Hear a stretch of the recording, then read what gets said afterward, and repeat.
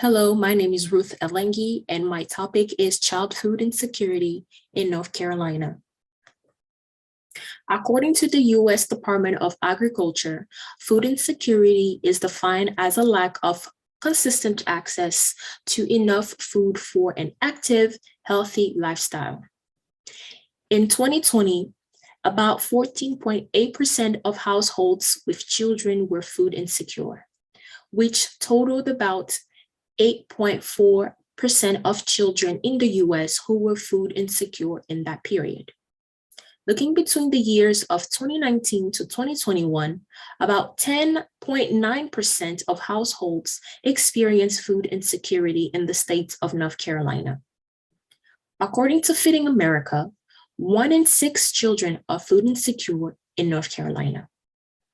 And according to the Stacker report, in 2019, 50 out of its 100 counties were ranked as having the highest rates of food insecurity, ranking Scotland County as the first county with 31.4% of child food insecurity, which is 115.1% higher than the national average, and ranking Craven County as the 50th county with 21.2% of child food insecurity, which is 45.2% higher than the national average.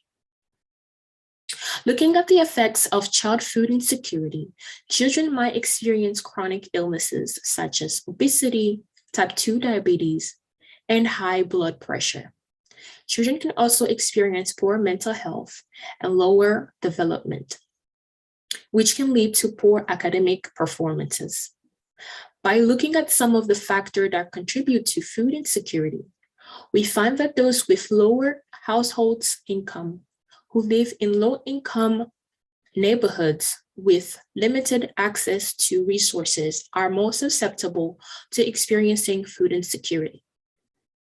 The first domain of my health topic is domain 3, to inform and educate the public about health issues and functions.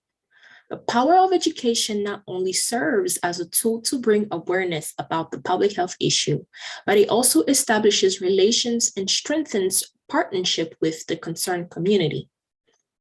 Sharing of information promotes good decision-making and increases trust among stakeholders. For my guidance point, I chose 436, which is to incorporate individual and community experiences and perspective in the development of individual and collective solutions to public health issues. Looking at child food insecurity, it is important to connect with all necessary stakeholders and exchange details on best practices that will benefit the concerned population.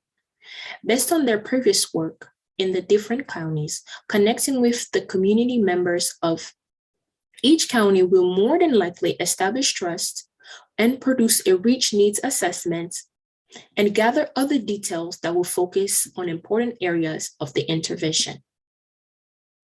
As research shows that African Americans and Latinx communities have the highest rate of food insecurity compared to their white counterparts, the way I would gather information from each community will not be the same. The differences in each community will require engaging with the members in a way that is tailored to its needs.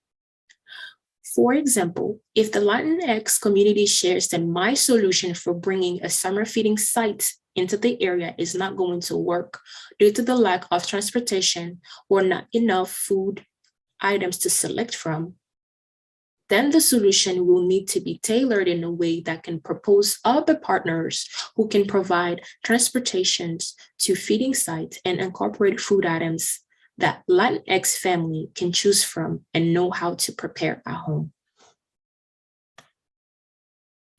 For the second domain of my health topic is domain 7, whose focus is to promote approved access to social resources conducive to health and healthcare. This is an important component to think about because it will define how members of each community can easily access the proposed solutions. For example, if you propose cooking lessons for families to learn how to prepare healthy meals, but the lessons are only given in English when you are in an Latinx community, families may not benefit from the solution as the language may be the barrier to accessing this great resource. For my guidance points, I chose 4.7.5. Improve access to community-based public health services and outreach to underserved population and those most affected by health disparities. From research, we learned that child food insecurity rates are higher in African Americans and Latinx households. They are considered underserved population and are affected by various health disparities. As we aim to reduce child food insecurity, our solution will more than likely focus on those underserved communities.